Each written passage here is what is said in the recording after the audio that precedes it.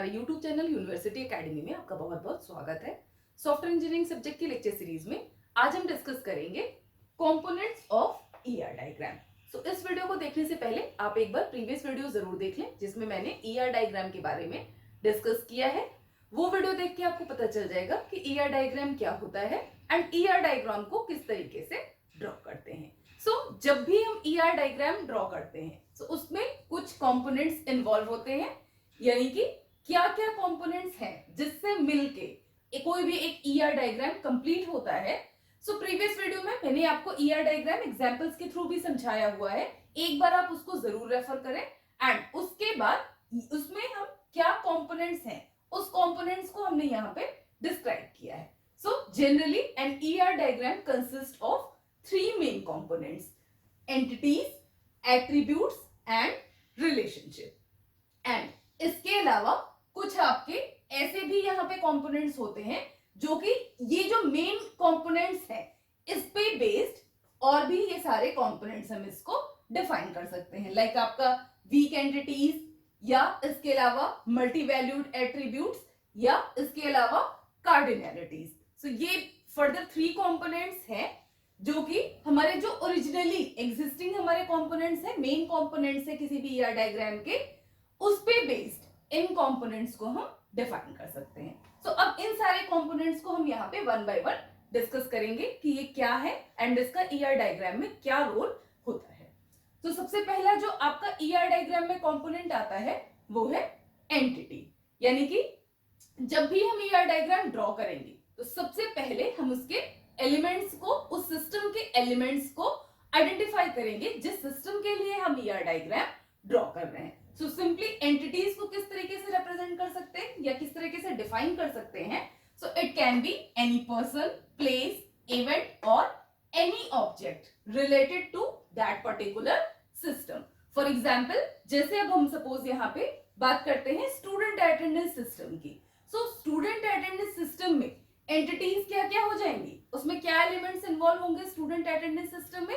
First तो आपका student होगा, देन इसके अलावा टीचर्स होंगे एंड देन एडमिन जो कि उस अटेंडेंस सिस्टम को मैनेज करेगा। तो इस तरीके से ये कई सारी एंटिटीज हम इसमें डिफाइन कर सकते हैं। सिंपली एक एंटिटी मैंने इस पर्टिकुलर सिस्टम की मेंशन की हुई है। एंटिटीज को इस तरीके से रेक्टेंगुलर बॉक्स में हम रिप्रेजेंट करते हैं एंड सपोज स्टूडेंट है तो यहाँ पे हम मेंशन कर देंगे स्टूडेंट। अब इसके अलावा फर्दर नेक्स्ट जो इसका कंपोनेंट है ईआर डायग्राम का, दैट इज वीक एंटिटी, यानी कि एंटिटीज पे ही बेस्ड एक और कंपोनेंट यहां पर डिफाइन किया गया है, दैट इज वीक एंटिटी। अब वीक एंटिटी क्या है? वीक एंटिटी को सिंपली इस तरीके से डिफाइन कर सकते हैं कि कोई एक ऐसी एंटिटी जो कि किसी प्रीवियस एंटिटी पे डिपेंड करती हो, यानी कि बिना उस प्रीवियस एंटिटी के इस नई एंटिटी का कोई भी एग्जिस्टेंस ना हो। This is known as the weak entity. For example, suppose यहां पे हमने एक ऑर्डर यहां पे एंटिटी ली है एंड इसका अगर हम वीक एंटिटी बनाते हैं, ऑर्डर आईडी यहां पे अगर लिखेंगे, ऑर्डर आईडी यहां पे क्या होगा, ये आपका वीक एंटिटी होगा। वीक क्यों होगा कि सपोज अब इसको अगर हम हटा देते हैं ऑर्डर, तो बिना इस ऑर्डर के क्या इस ऑर्डर आईडी का कोई भी एग्जिस्टेंस है? नहीं, मींस कि इसके बिना इसको हम डिफाइन नहीं कर सकते हैं। इसको डिफाइन करने के लिए यहाँ पे ये एंटिटी ऑर्डर इसका होना कंपलसरी है। इस टाइप का कोई भी एंटिटी अगर हम डिफाइन करते हैं, this is known as the weak entity. अब इसके बाद ये तो हो गई एंटिटीज की बात। इसके अलावा अब अगर हम एट्रीब्यूट्स की बात करें, एट्रीब्यूट्स को कैसे हम बताते हैं? एट्रीब्यूट्स क्या होते हैं? इट डिफाइंस द प्रॉपर्टी और कैरेक्टरिस्टिक, यानी कि इस एंटिटीज की जो भी प्रॉपर्टी बताए, मींस इस एंटिटीज की क्या क्या प्रॉपर्टी हो सकती है या इसका क्या कैरेक्टरिस्टिक्स है। मींस अगर हम जनरल टर्म में कहें, सिंपल से शब्दों में, कि कैसे इस एंटिटी को हम आइडेंटिफाई कर सकते हैं या उसकी पहचान क्या है, उसको बताने के लिए हम यहाँ पे इसके एट्रीब्यूट्स को डिफाइन करते हैं। फॉर एग्जाम्पल, सपोज यहाँ पे हमने एक लिया हुआ है एंटिटी स्टूडेंट। इस स्टूडेंट का एट्रीब्यूट क्या क्या हो सकता है? एड्रेस हो सकता है, स्टूडेंट नेम हो सकता है, स्टूडेंट आईडी हो सकता है। सो इस तरीके से इसके एट्रीब्यूट्स को हम डिफाइन कर सकते हैं।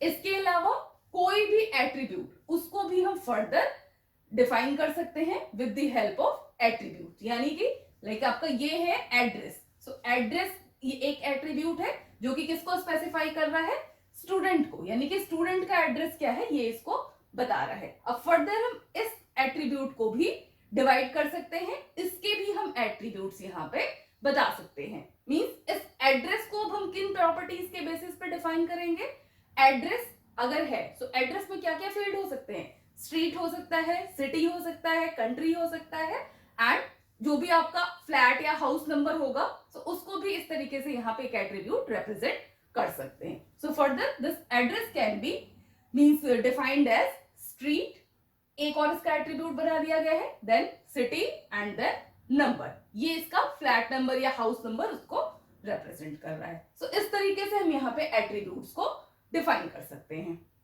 इसके अलावा एक और है इसमें मल्टी वैल्यूड एट्रीब्यूट्स।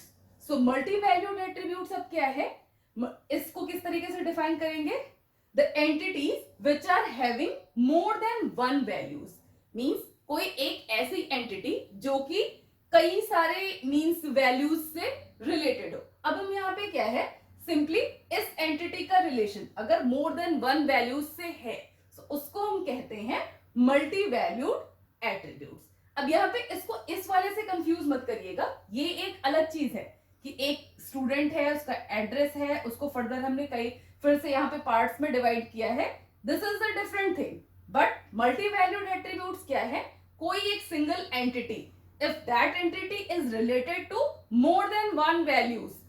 तो यहाँ पे सिंपल से एक एग्जांपल लिया, लाइक टीचर, कोई भी एक टीचर है वो कई सारे सब्जेक्ट्स पढ़ा सकता है। तो इसी तरीके से इसको हम कहते हैं, इस सब्जेक्ट को, ये जो आपका है ये है आपका मल्टी वैल्यूड एट्रीब्यूट, और ये किससे रिलेटेड है, इस एंटिटी टीचर से। आपका यहाँ पे सब्जेक्ट 1, सब्जेक्ट 2, सब्जेक्ट 3 कितने भी सब्जेक्ट्स हो सकते हैं, मींस ये जो टीचर है ये एसोसिएटेड हो सकता है कई सारे सब्जेक्ट से एक साथ। So this attribute is known as the multi valued attribute, and इसका जो रिप्रेजेंटेशन होगा वो इस तरीके से करते हैं, ये इसका रिप्रेजेंटेशन है मल्टी वैल्यूड एट्रीब्यूट्स का। सो ये जो भी चीजें मैं आपको बताती जा रही हूं, जब भी आप कोई ईआर डायग्राम ड्रॉ करोगे तो उसमें एंटिटीज एंड एट्रीब्यूट्स तो ड्रॉ करोगे ही, उसके साथ साथ ये जो चीजें हैं लाइक वीक एंटिटी या आपका मल्टी वैल्यूड एट्रीब्यूट्स, ये सारी चीजें भी आप उसमें शो करोगे, जिससे कि आपका वो जो ईआर डायग्राम है वो मोर एलेबोरेटेड होगा और वो ज्यादा से ज्यादा इंफॉर्मेशन प्रोवाइड करेगा। अब इसके अलावा एक और यहाँ पे लिखा हुआ है डिराइव्ड एट्रीब्यूट्स। सो डिराइव्ड एट्रीब्यूट्स क्या है, सपोज कोई एक ऐसा एट्रीब्यूट्स जो कि किसी दूसरे एट्रीब्यूट से डिराइव होता है, उसको हम कहते हैं यहाँ पे डिराइव्ड एट्रीब्यूट्स। फॉर एग्जाम्पल यहाँ पे हमने एक एंटिटी लिया है सर्किल, एंड इसका एक एट्रीब्यूट है रेडियस, एंड ये जो एरिया है, एरिया हम कैलकुलेट करेंगे किस पे बेस्ड होगा, ये रेडियस पे। ओके, सो ये जो एरिया होगा this is known as the derived attribute, और ये कहां से डिराइव्ड है, आपका रेडियस से। मींस इस रेडियस के बिना इस एरिया को हम कैलकुलेट नहीं कर सकते हैं। तो ये भी चीज आप इसमें शो कर सकते हो ईआर डायग्राम में, बट बहुत कम ही ऐसे अक्रेंसेस होंगे जहां पे आपको ये डिराइव्ड एट्रीब्यूट शो करने की जरूरत पड़ेगी। जनरली आपका काम यहाँ पे मल्टी वैल्यूड एट्रीब्यूट से एंड सिंपल एट्रीब्यूट शो करके हो जाएगा। कई बस आपको कहीं किसी ईआर डायग्राम में ऐसा हो सकता है कि लाइक कैलकुलेटिव मींस कुछ कैलकुलेशन फॉर्म में अगर आपने रिप्रेजेंट किया है तो उन केसेस में आपको इस टाइप से डिराइव्ड एट्रीब्यूट शो करने की जरूरत पड़ सकती है। अब थर्ड कंपोनेंट आपका जो है मेन इंपॉर्टेंट कंपोनेंट है आप इसके ईआर डायग्राम का, that is relationship. So relationship को इस तरीके से डायमंड शेप बॉक्स में हम रिप्रेजेंट करते हैं, एंड रिलेशनशिप क्या करता है, ये डिस्क्राइब करता है कि जो भी एंटिटीज हैं जो उस सिस्टम में इन्वॉल्व हैं वो एक दूसरे से किस तरीके से रिलेटेड हैं। सपोज यहाँ पे हमने एक ये एग्जांपल लिया हुआ है स्टूडेंट एंड कोर्सेज का। सो रिलेशनशिप क्या करेगा, ये बताएगा ये स्टूडेंट इस कोर्स से किस तरीके से रिलेटेड है। सो ये काम है आपका यहाँ पे ईआर डायग्राम में रिलेशनशिप का। अब जब भी कोई भी रिलेशनशिप अगर हम शो करते हैं बिटवीन दी एंटिटीज, सो वहां पे कई टाइप के रिलेशनशिप हो सकते हैं। टाइप का मतलब कि यहाँ पे अगर टेक्निकली हम उसको देखें तो वो जो टाइप है this can be described as कार्डिनैलिटीज।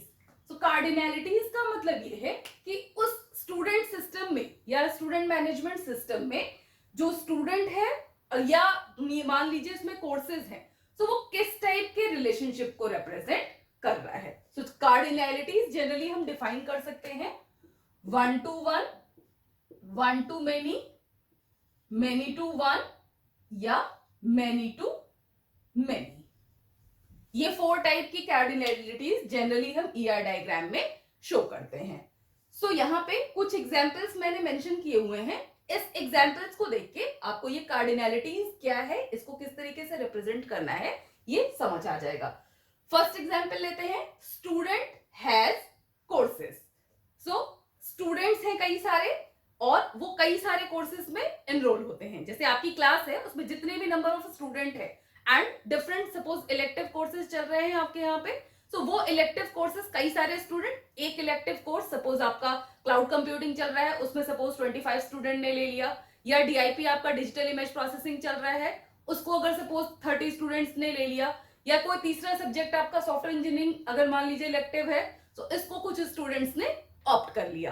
तो इस रिलेशनशिप को हम कैसे कोर्स यहाँ पे शो कर सकते हैं, मैपिंग कैसे दिखाएंगे, multiple students have selected multiple courses, means कुछ एक फिक्स अमाउंट ऑफ स्टूडेंट है यहाँ पे जिन्होंने कुछ कोर्सेज को ऑप्ट किया है। तो ये जो रिलेशनशिप होगा वो किस टाइप का होगा, M/N, that is many to many. कई सारे स्टूडेंट कई सारे कोर्सेज को यहाँ पे ऑप्ट कर सकते हैं।